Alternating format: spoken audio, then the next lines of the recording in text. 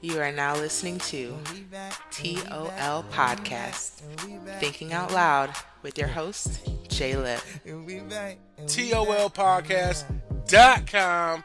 We got your boy in the building, J Lip, and my queen, Shina. You know what this is, you know who I am, and you know who she is. And we about to dive straight into it. But first and foremost, let me make sure that we get one thing clear, one thing out of the way. This episode is, let me get my read right. Let me get this read perfect. You correct me if I'm wrong. All right. We will do. This episode is sponsored by looking for quality accessories and jewelry that will last a lifetime. Shop Shanae's Chloe and Isabel Boutique. Beautiful and unique quality jewelry with a lifetime guarantee. All jewelry is hypoallergenic and nickel free, offering jewelry, accessories, men's cufflinks, and more. Shop www.chloeandisabel.com/boutique/Shanae Green. SHINAGREEN. Now, buy one and get one 50% off now, just in time for Valentine's Day.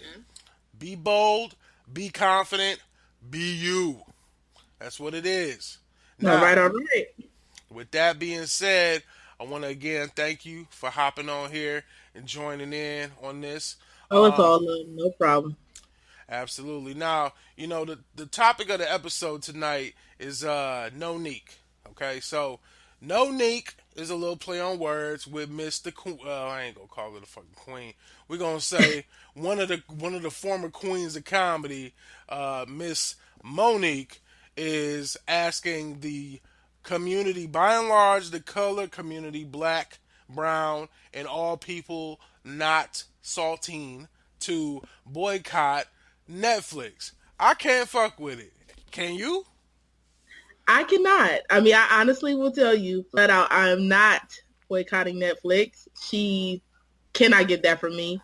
But I do understand her perspective. You know, like, I know that's a tall order for a lot of us because we binge watch a lot of shit on Netflix. And that's like the cable alternative for a lot of people today. So it's one for me too. So I ain't doing it. Nah. Okay, so let me ask you a question. You're a black woman, correct? Yeah, absolutely. Why don't you stand by your black sister? Oh, no, I definitely stand by her. I just feel like the way she went about it is a little bit incorrect. Like, she went direct at Netflix. I understand why she feel like she being paid beans, just pennies. But wait. 500,000 is beans? To her. I'm talking about her worth. Oh, you sound crazy. When you put it with like Amy Schumer, Dave Chappelle, even Cat Williams, and those people. Amy Schumer, is Amy Schumer funny to you? She's not funny to me. Okay, so at all. But she can fill up Madison Square Garden. It's just what it is. Like, when you can sell out Madison Square Garden, you know, that's like the venue. They don't even go by resume. Like, Netflix made it perfectly clear that they don't go by like the resume. They don't go by the credentials. They don't go by the, oh, you won an Oscar. Oh, you played in this movie. Oh, you was in Queens of Comedy. Oh, this, oh, that. They don't care about your, you know, how like relevant you are, obviously, because Dave Chappelle, although, you know, he's funny, he left and took a long hiatus, came back. You know, Cat Williams got a special. Now, hold on. Dave Chappelle did leave, but before he got his deal with Netflix, he was doing the whole chilling circuit yet again. Yeah, he did. So we won't say chilling circuit. He went back to his stomping ground to kind of go back to the small clubs. You know, let me make it clear. Totally not chilling. Dave Chappelle's in Springfield, Ohio. I'm in Columbus, Ohio. We about 2 hours away from each other. Yeah. It ain't chilling, but it's the unseasoned chicken breast circuit. So that's what we gonna call it. So Dave Chappelle did the unseasoned chicken breast circuit for years before he got them M's for his deal. That's by choice because he walked away from 50 mil. But it's still the matter of his greatness and what he brings to the table as far as value dictates what he should be paid. And I'm not disagreeing that Monique is out of her goddamn mind when she's talking about what got Netflix. Nah. Right.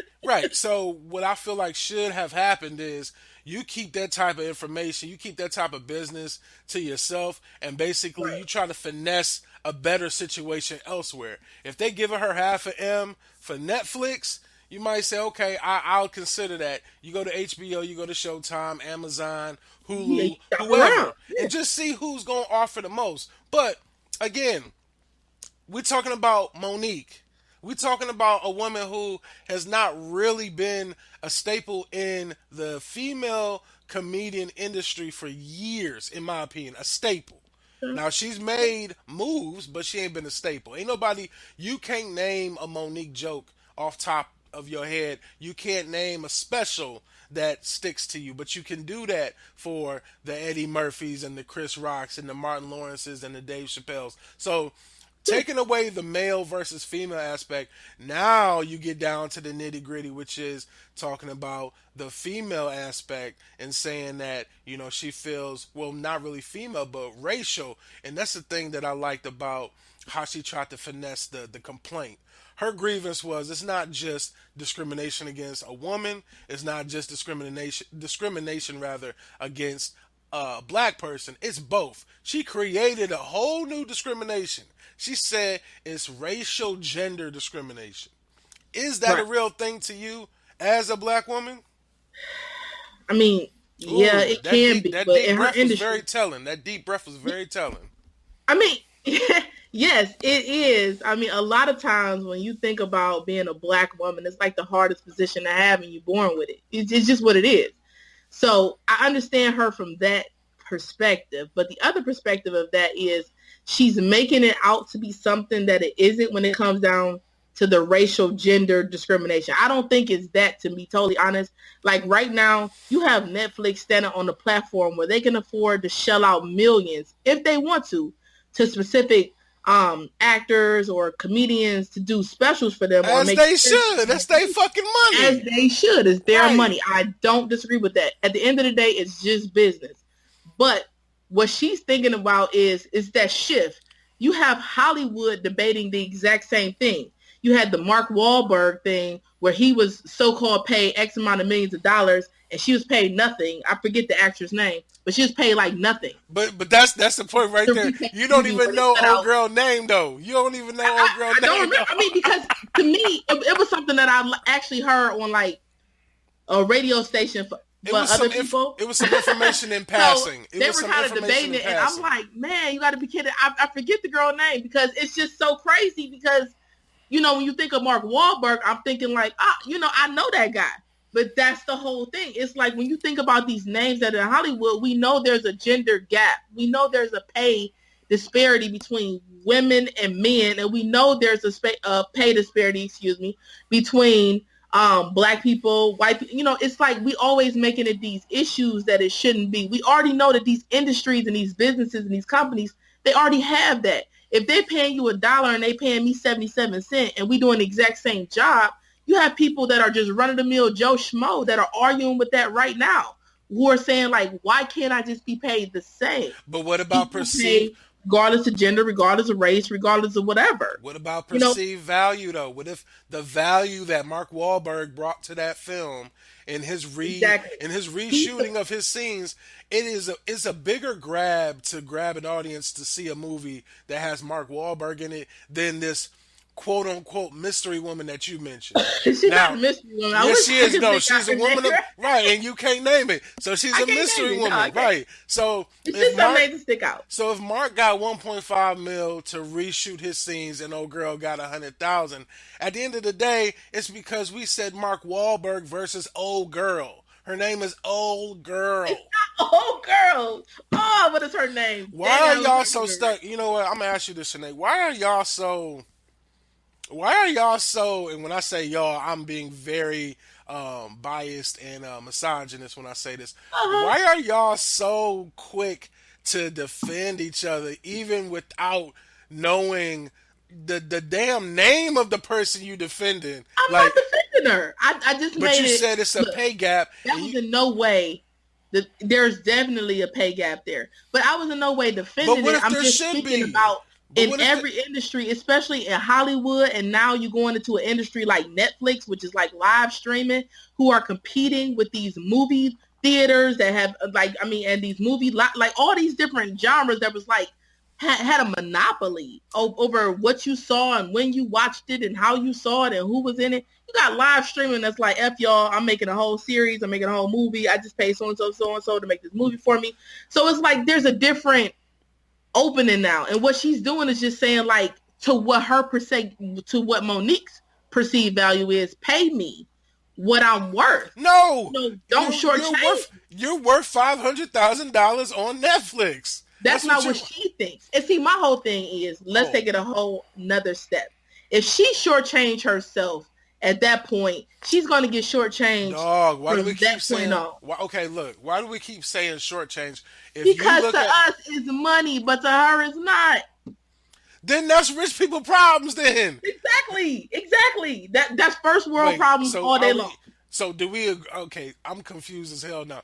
Are we agreeing that nobody really should give a fuck about this? I'm not boycotting. So here's the thing. One, I'm not boycotting Netflix. It's not going to happen. Okay, Two, I understand her grievance because she believes in herself. She believes in what she's worth. Okay. And when you have standards, you have to stick with them. Okay. And you can't let yourself be shortchanged. I respect her decision, but don't ask me to give up my series like Stranger Things or Grace and Frank. None of that. Don't ask me to do it for you because I ain't going to do it. So you hate black women?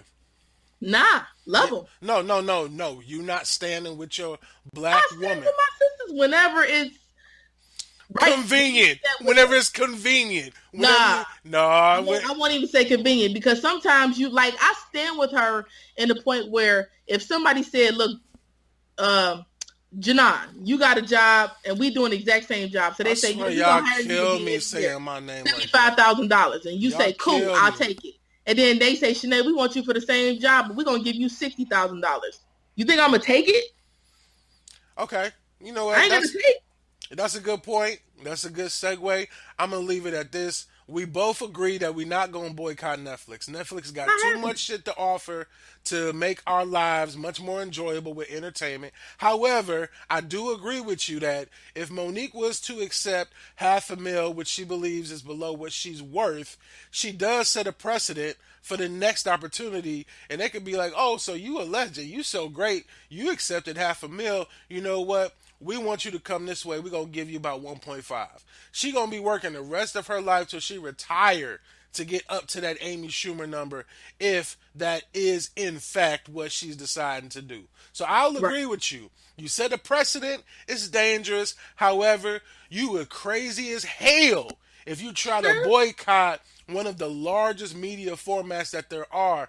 And in a smarter sense, she should have kept the shit quiet and just been like, you know what? She went about it the wrong way.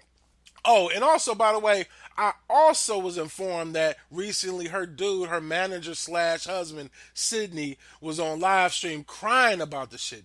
That blew my mind. I ain't even care to watch it. It's the fact that my man was crying real tears of pain and frustration because his girl couldn't get on the way that he thought she should. And with that, my brother, I would say there's a couple seats for you. Take one. Take many. Take them all. Moving on to the next topic, I want to get with you on this segue where we kind of talked about, the whole what you deserve, what you don't, and, women, men, blah, blah, blah. There is the Me Too movement.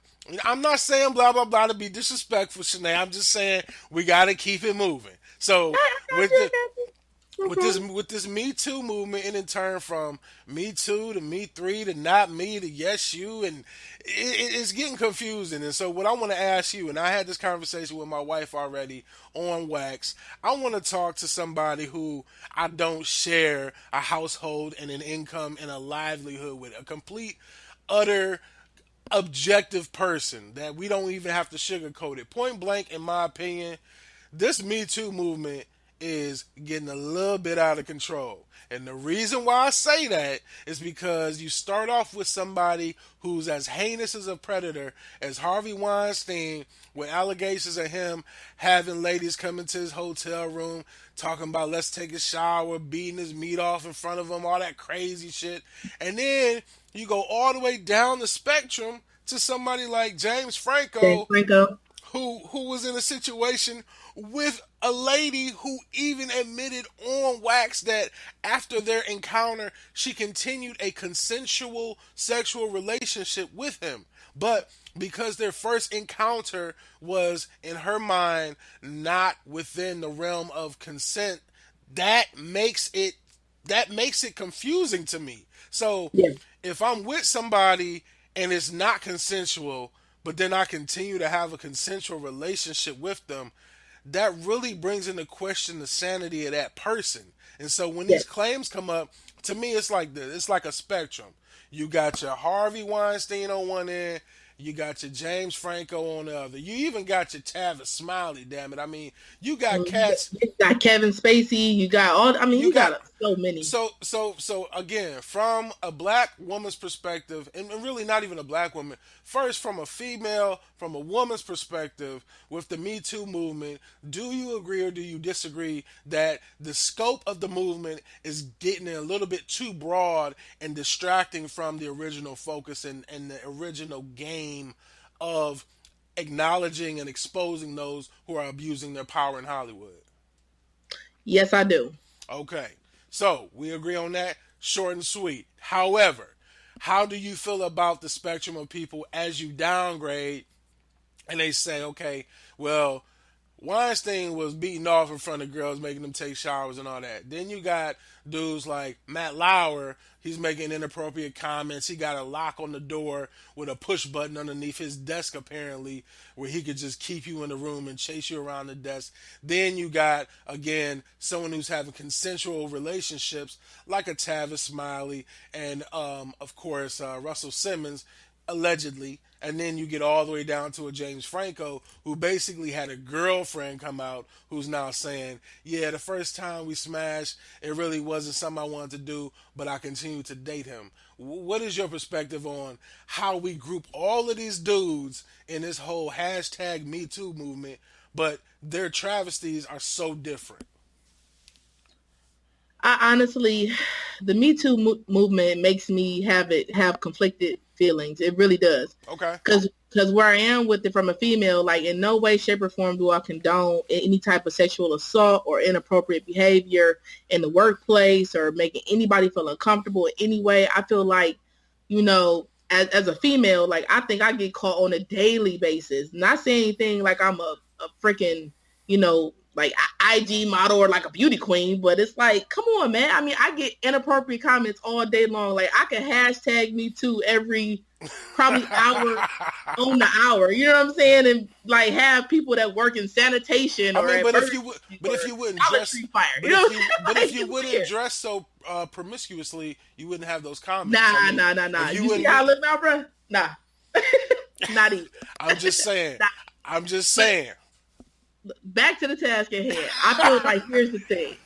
When these women came out, some of them have come out over 20, 30 years. Right. And to me, like you looking at it like Harvey Weinstein, obviously he was a savage in his youth and he's still a savage. Savage. Oof. It's just what it is. Just nasty. He just look nasty. Like James Franco, who, to me it's a simple case of groupie love. Like she wanted to do it. Groupie love, let's get it. Groupie she felt love. like she had to do it, so she did it. She felt a little bit iffy about it. Then she figured out like, shit, it's James Franco, so I'm gonna keep doing it. Exactly. So it's just that thing. It's like we all get kind of starstruck, I guess, if you get into something that you admire or somebody that you like or you got infatuation for. And I feel like a lot of these women, they took the bag and they ran, and now that it's coming out, they're like, oh yeah, me too. It's like you either got to have some integrity at the beginning. Ooh, say it again. You got to say, hey, you know what? I don't want the job if I have to do this. Ooh, say it again. The job if I have to do that. And it's like, that's kind of where I am with it. But I don't condone a behavior. But you got to say that outright. Because at this point, you affecting somebody's legacy. Like they've been working in Hollywood for like 30 years. And yeah, he showed you your penis, but could you close your eyes or run out the door? Like sitting there, you about to see blinking and winking at it, like. And this is why we having this conversation, because my last and final challenge to you is, and I've had this conversation, and I know it's gonna sound insensitive. If you are soft of heart, please cut this shit off right now because I'm about to say something that I need a true and honest answer for. Everybody listen, I love y'all. I appreciate y'all. Shanae appreciate y'all. But look, at the end of the day, if you're, and I'm pointing at you, hold on, right there, you in the camera, if your manager at your job right now tells you to come to his office or her office, and well, let's say his for the sake of the fact that it's nastier when it's men, and we all know how dudes get down. So a dude he asks you to come to his office. You come in there, and he's like, you know what? I see a lot of great opportunity for you. What I need you to do is I'm gonna compensate you accordingly with opportunities of growth and trajectory in the company. However, I'm gonna need you to do a little something for your mans. Give me a little, knock me off a little bit, a little piece, just a little taste. Would you sit there and accept that off the strength of that's your career and you don't want to jeopardize your opportunity and you don't want to jeopardize your trajectory? Or would you get the hell up, walk out, slap him with an HR complaint, see his ass get walked out, and keep it moving? That's what I'm saying. But nobody seems to want to say that. Well, that's what I've been saying the whole time. I'm like, you know what? A lot of people took the money and ran. Mm-hmm. And to me, I feel like as a woman or even as a man, it don't matter who was getting assaulted. I understand it. It might have been degrading or whatever. Right. But if you sat there and you said, you know what? I need this money. I need this role. Yep. I need this thing. So I'm going to keep doing it. And it's like some of these women got like multiple encounters. Exactly. So it's like, when do you stop going to these parties? Right. You kept going back. Stop being in the locker room with this man. Like, when do you stop putting yourself in these precarious predicaments? Like, you keep on putting yourself in some real sticky situations. Sticky, literally. Like, you keep doing it. And it's like, you keep saying it. I felt so like, just they just made me feel like this and like that. It's like, nah, you putting yourself in some pretty bad spots. And after a while, it's like how somebody want to call somebody who don't have money, who don't have status, oh, she a thought, oh, she this, oh, she that. It's like, it's almost like, come on, man, you like a Hollywood thought. You know, you did this for the money, you did it for the role, you did it for the fame, and now you getting your Oscars and you getting your SAG awards and you getting these awards and that awards, and now that you got a name to stand on, right? After you built off of this man's name, like, you kept working with the man. The man kept people working. Let's put it like that. Shanae, it's so loud, these gems that keep on falling to the ground that you dropping. Every gem that you just drop, I'm trying to scoop them up. I can't scoop them up fast enough. Because you basically saying what the fuck I've been trying to say for weeks. It's like, dog, if somebody calls you to do something you don't want to do, you keep it moving because there is a level, a line. There's integrity and there's fame, greed, pursuit of success, whatever you want to call it. Which side of that field are you on? And I would hope that these people are not sitting there in these repeated situations, knowing what they're doing with the plan of saying, you know what, in about 20 to 30, oh yeah, he touched my butt in 1983. I'm going to need about $5 million up out that ass. Because to me, how can you even equate a dollar amount when it comes to these civil suits and these settlements? How can you put a dollar amount on how you feel? Like, what the hell is that? But you know what? That's a conversation for another time in another space. We done taken so long to have this fruitful conversation that, again, I want to thank you for joining me on this. We trying to keep it short. We doing multiple episodes a week. If you ever want to come back on, we got you. And one more time, just so people are clear, since you say it better than I can, let them know where they can find you and your product at. That's Chloe and Isabel. www.chloeandisabel.com/boutique/Shanae Green, SHINA GREEN. Thank you. With that being said, you know what this is. You know who I am. TOLpodcast.com. Thinking Out Loud presents Facebook Live. And Shanae, you know how we do this. And you out. No, it's a we out. See, that's the Well, we so out. Sorry, all right, we out. so I'm gonna It's say all good. and. So I'm gonna say and then And we out. Shut up. and we out and fuck you too. Bye. I'm just messing with you. Whoa. That was hard, dude. That was hard. Okay, you're right. Really? Where's the love? Where's the You're love? right. Where's You're the right. love? You're Keep right. the love. Let's Keep take the it. love. Let's take it Yeah, back. yeah. The emotion was high. I apologize to y'all. There's a lot of kids that watch this. So once again, Yeah, man. there's a lot of kids, especially young daughters, that are probably put to sleep right now. We gonna respect them. So we gonna try one more time. Go tomorrow. And I'm gonna give you a 5 count now. And We out. Let's go. Get off this Love line, y'all. dude. Peace. Peace and love, man. Peace and love. Peace and love. All right, y'all. We out. This episode of TOL Podcast was executive produced by Jay Lip. And for more episodes, we're on YouTube, SoundCloud, and now iTunes. Go to TOLpodcast.com for the latest. Thank you for listening.